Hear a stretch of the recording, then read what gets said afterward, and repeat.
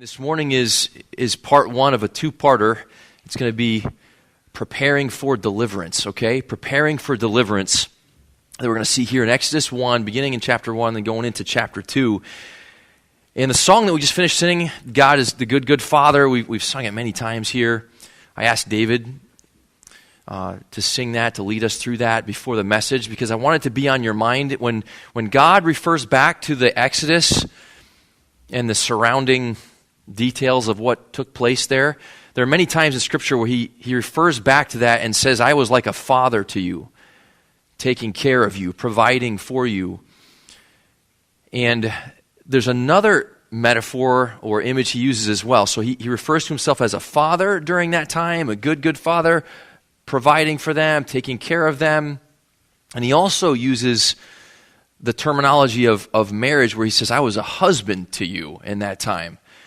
So here's what I want us to think about as we get started this morning. Not only is God a good, good father to us, he's also a jealous husband. He's a jealous husband.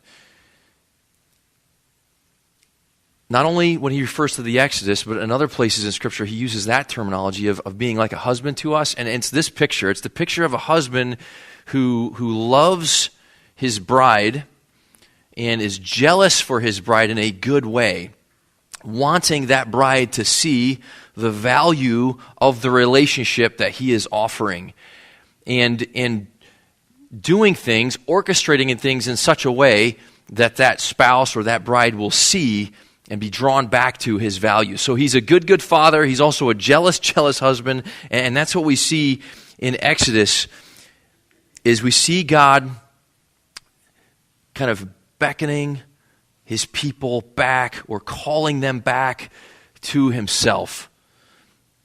And as he does it, we'll see that he uses extreme measures to go about that. Okay, he's I said this to the men's group on Saturday morning. God is not messing around. He's not playing games. He is after our hearts for both his glory and our good. And man, he is not playing games. And that's what we see in Exodus as he pursues his people and prepares them for deliverance. And you may be in a place, one more thing before we look at the passage, all right? You may be in a place in your life right now where things are fairly, status quo, fairly calm. I see some people looking at me sideways, right? Like, are you serious? Like, is it ever like that? Well, for some people, I think it is. For some people out there, maybe just a few. But for most of us, we're in this other category of life is busy and chaotic and stressful, and everything from frustrating, infuriating, to scary and exhausting. I don't know. We all find ourselves somewhere on the spectrum, right? And I just want you to realize with me, God is involved in all those details, and he's not messing around. He is jealous for your heart, and that's what we see here in Exodus 1. All right? So look at chapter 1, verse 8 again. We've considered this a few times in the last several weeks, but look at verse 8. It says, now a new king arose over Egypt who did not know Joseph. Really important verse because it tells us as the Israelites are there in Egypt, now there's this new king who doesn't remember Joseph, and it's a way of saying he is not viewing the Israelites with favor. In fact, he is viewing them as a threat. And so this is all foreshadowing, pointing to the reality that something big is about to take place here in Egypt. It's about to become a unsettled, kind of chaotic scene. And an important piece of that is there's this new king who is not favorable in his view of the Israelites. Okay? So here's what I want us to think about. God had made the promise to Abraham, and for those of you who've been with us, you may remember this. Those of you who weren't, this is what we looked at. Way back when, really by this point it's been hundreds of years ago now, God made a promise to Abraham. And he said, hey, look, you're going to be my child, you belong to me, and I'm going to bless you. I'm going to bless you with several things. You're going to have a land to call your own. You're going to have descendants. You're going to be a great nation. You're going to be blessed, and you're going to be a blessing to the people around you. And then generations go by and we see God fulfilling or beginning to fulfill all those prophecies or promises. And now we have the Israelites. They've multiplied. They're in Egypt. They're not in that promised land, but they have multiplied. They have prospered. They have become strong. They've lived in the best of the land in Egypt, a place called Goshen, which was one of the most fertile areas there. And so they've been able to prosper and thrive. So the beginnings of the fulfillment of that it's taking place. However, as this new king arises there in Egypt, he sees the Israelites as a threat. He views them as a threat. So I want to say a couple things about this Pharaoh. For starters, we don't know which Pharaoh this was, okay? Historically, people debate it. We don't know for sure which one it was. And in one sense, it doesn't even matter because they were all really similar. Last week, I watched a Netflix show called Empire Games. I don't know if any of you have heard of this. But it's basically like a documentary, and there's different parts where they look at different nations or empires throughout history, and most of them are ancient. And so I watched the episode that was about Egypt, just to kind of, get my gears going a little bit because of this context. And they actually focused on the pharaohs who were contemporaries of this pharaoh at this time, back in that time, like the 15th century, 14th century BC. And they talked about what those pharaohs were like, and it was fascinating. For one thing, they viewed themselves as godlike. They viewed themselves as divine. Some of them viewed themselves as incarnations of gods, like a god in the flesh. One of them I heard about, he wouldn't even walk on the dirt. Whenever he was anywhere outside of his temple, he was elevated on something. He was either being carried, he was on a chariot, but he wouldn't touch the dirt. You know why? Because he saw himself as so special that he couldn't touch the common ground, which is an interesting thing for us to think about as we look at Moses later on the holy ground of God, right? But he wouldn't touch the dirt. He was too good for that. So this is the type of arrogance we're talking about with these guys. This was fascinating too. So they had all these inscriptions in their temples and their sacred buildings, like hieroglyphics, that would display their prowess and their accomplishments, and especially their victories with their military. And they would inflate the numbers, okay? They'd make themselves look better with those images on the walls than actually the way things played out. They would make their victories look more decisive and more one-sided than they actually were. And not only would they exaggerate their victories, but guess what they did with their failures and their defeats? They're nowhere to be found.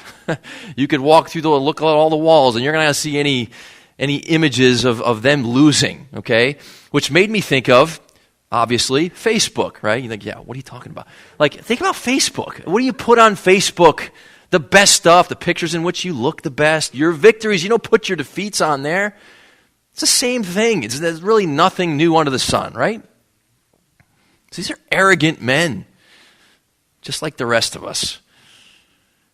I also learned that they viewed themselves as kind of in competition with their predecessors. So any pharaoh who took the position of rule there would sort of familiarize himself with the history of the pharaohs who went before and would try to beat the other one in terms of military accomplishments, in terms of the architecture and buildings he would build, or the pyramids. He would want his pyramid to be more impressive and more ornate than the guy who went before him. And again, I thought, boy, there's nothing new under the sun. I thought of athletics, and I thought about professional athletes and how they always want to break the record, right? Or in our day, they got to make more money than the other running backs or tight ends or whatever, right? They got to make more, and I'm going to go ahead and say this, or they got to have more Super Bowl rings than every other quarterback that's ever been in the NFL. Yeah, I can admit that, even though I'm a fan.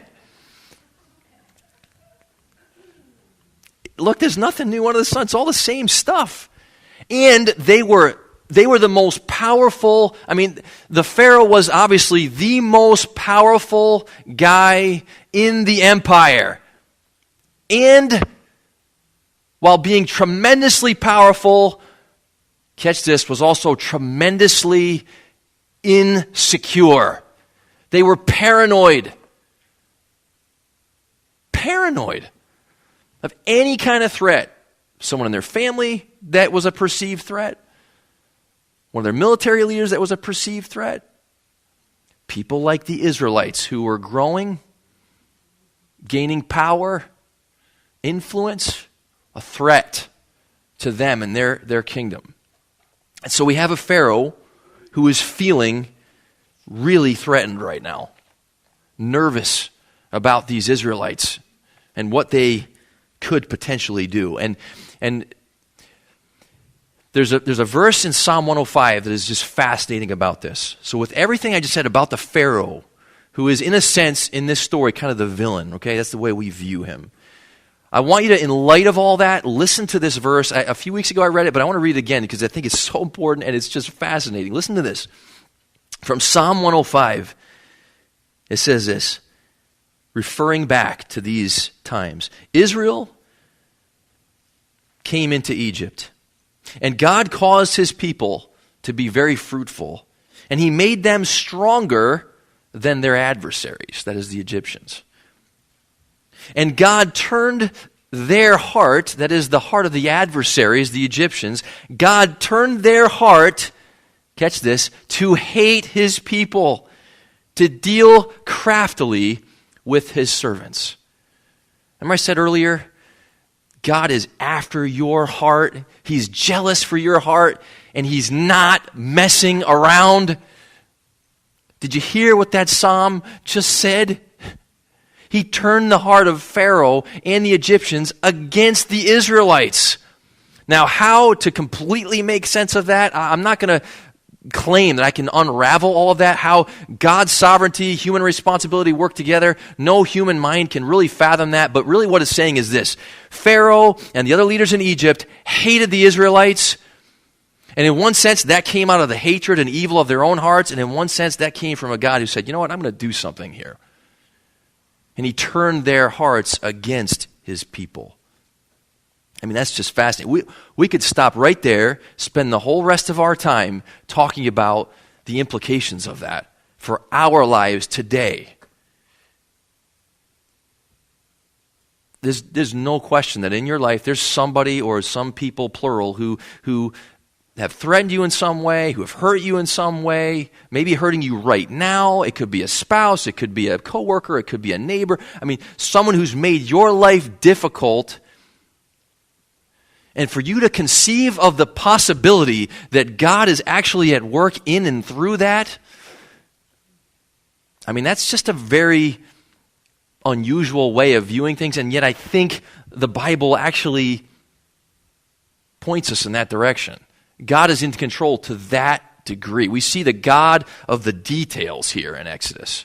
To that degree, it's fascinating. And he's in it for your good. Wow, a lot to think about there. So we're going to look at the specifics of this particular case, okay? The specifics of this, and see that this Pharaoh comes up with two strategies in terms of suppressing any growth or prosperity among the Israelites. Really, he's looking to snuff them out. And he has two strategies for that. And as I said, we've looked at these in previous weeks, but we're going to look at them from a little bit of a different angle this morning. So first of all, think again about how he threatened them with hard labor. Okay, so verse 8 through 14, let's read that section. It says, "Now a new king arose over Egypt who did not know Joseph. He said to his people, 'Behold, the people of the sons of Israel are more and mightier than we. Come, let us deal wisely with them, or else they will multiply, and in the event of war, they will also join themselves to those who hate us and fight against us and depart from the land.' So they appointed taskmasters over them to afflict them with hard labor. And they built for Pharaoh storage cities, Pithom and Ramesses. But the more they afflicted them, the more they multiplied, and the more they spread out, so that they were the dread of the sons of Israel. The Egyptians compelled the sons of Israel to labor rigorously, and they made their lives bitter with hard labor and mortar and bricks and all kinds of labor in the field, all their labors which they rigorously imposed on them." I mean, just the last few verses, over and over and over again, you read the word labor and rigorous labor. And it says the Israelites, what were they experiencing? What were they feeling on the inside? It says they were bitter. Part of that documentary I watched just talked about the conditions there in Egypt, the harsh desert conditions, and what it was like to be a nobody, a slave working for the Pharaoh, having to build some big pyramid or some other building for him, the long hours, the hot sun. I mean, just the physical demand of that, the exhaustion of that, and you're nobody. You're just working for the man. We talk about that today. You're right, working for the man. And we have our examples, and we're all soft Americans, right? So if we don't have a union or an HR department to advocate for us, we whine and complain. Back then, it's like worlds apart, like they just complete slaves, working to the point of total exhaustion, working sometimes to the point of death, dehydration, death. People just die, just push them aside, keep going. Pharaoh right now has said, hey, one way we're going to keep the Israelites down is just crush them under the work. And we'll see as the story goes on in future passages, that only gets worse. It only intensifies. But put yourself in their shoes. They went from, think about they went from flourishing under previous pharaohs. They had freedom. They're farming. They're shepherding sheep. They're growing in terms of their productivity. They're enjoying the fruits of their labor. They're comfortable for really generations. And then all of a sudden you get a new pharaoh, a new sheriff in town, and now they are suffering. And again, in your life, you go through seasons, and maybe right now you're in a season of flourishing, or you may be in a season of suffering where, oh man, now what is all this? And you feel exhausted, and you're bitter with all the labor. And I don't mean just physical labor, but you're bitter in that you cannot see the goodness of God in any of this. And you feel like the burden of living or working for your survival, that burden is completely on you. And maybe it's the burden of your emotional survival. If I'm going to make it, man, I need this marriage to be a certain way, and you are laboring and toiling, and the harder you work on that marriage, the worse it gets. Or a relationship with a child, and the more you try to get things under control and get them to sort of live on the straight and narrow, like it seems like the faster they run in the opposite direction. And you're toiling and laboring, and it is just crushing you, and you're exhausted, and you're bitter. Those would be the types of examples. I talk to people all the time who feel that way. Just like, I was just exhausted. I hear that word all the time. I'm exhausted. And they don't even mean physically. They just mean like mentally, emotionally,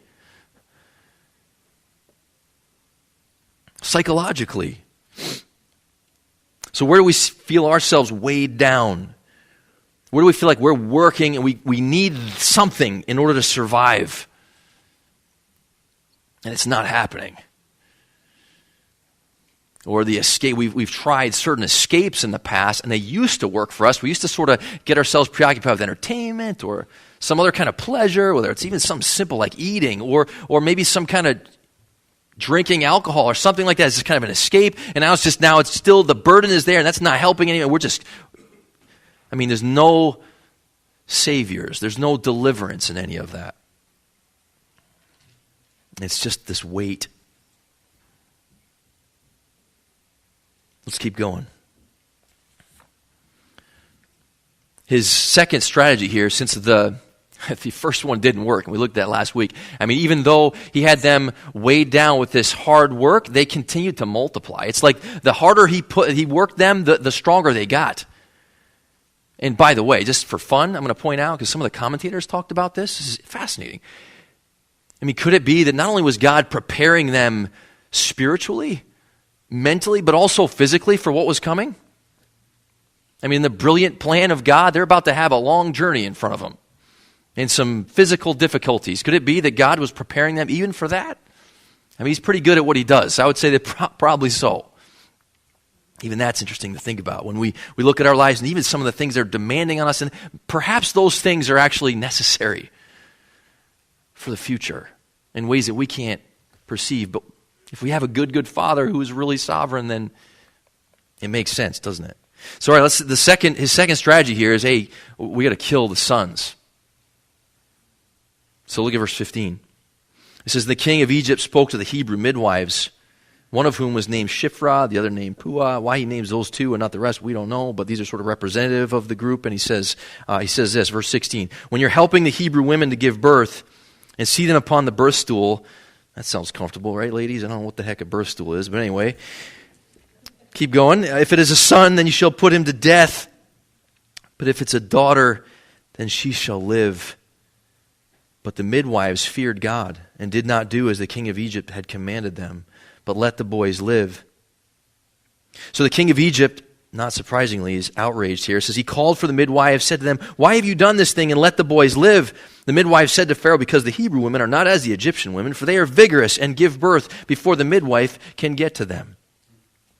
So God was good to the midwives, and the people multiplied and became very mighty. Because the midwives feared God, he established households for them. Let's stop there for a minute. So he gives them these orders, hey, you're to kill the sons. Any male child, execute him immediately. And they refuse, which right there is a common grace. If they refuse, they wouldn't follow through with that. This is God bless them. So not only did the first strategy fail, but this one's failing too, because guess what? There are more and more Israelites being born. They're only getting stronger and stronger and stronger. So Pharaoh says, I got to take this to another level. So now read verse 22. And I think even when I mentioned this in the sermon last week, I think it was last week, at the time I wasn't seeing this as clearly as I see this now. But look at verse 22. It says, then Pharaoh commanded all his people, saying, every son who is born you were to cast into the Nile, and every daughter you were to keep alive. So he started with the midwives. That didn't work. Now he says to all the Egyptians, hey, if you see a Hebrew boy, throw him in the Nile River. Throw him to the crocodiles. Who inhabited the Nile River? Throw him in there to drown. So you're an Israelite in that day. Maybe you're a husband with a pregnant wife. What's that feel like, you think? I mean, you're living in utter terror, aren't you? Years ago, we were swimming in the pool of my sister-in-law and brother-in-law in Buffalo. And we're all out there. I think a bunch of adults, probably like, I don't know, six adults out there and a bunch of kids, maybe 6 or so kids out there. We're all just swimming in the pool. And at one point, I think Jill said to me, hey, where's Jocelyn? And I look over, and Jocelyn, who couldn't swim at that time, was about a foot underneath the surface like this.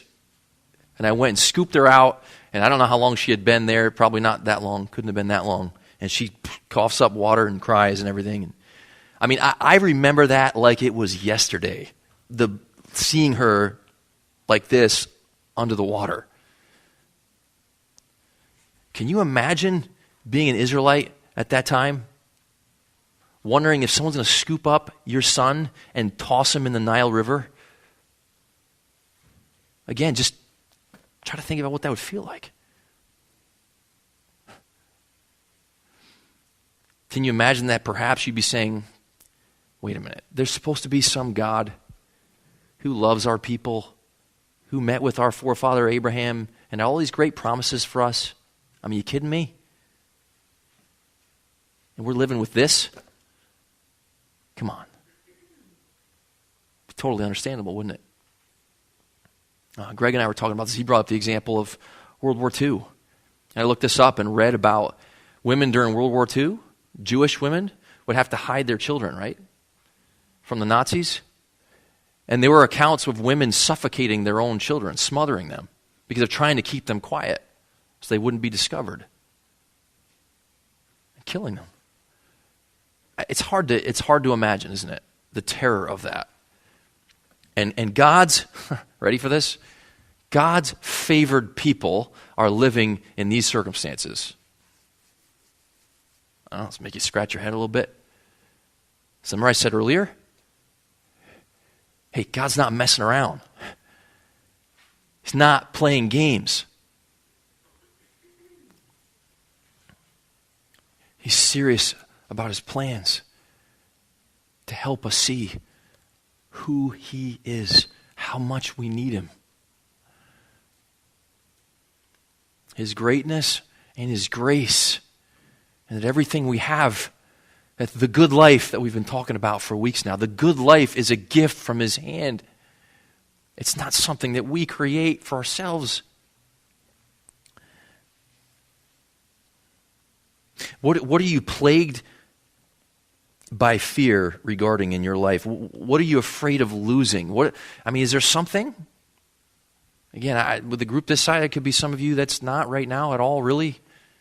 It doesn't seem to be anything that scary right now, but others of you, it might be real scary right now. So where is the fear? What are the circumstances? Who are the people who are threatening?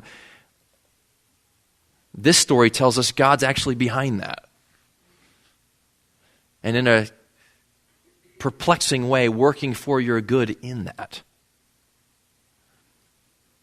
And exposing and surfacing the unbelief within you, the blinders you have to your God.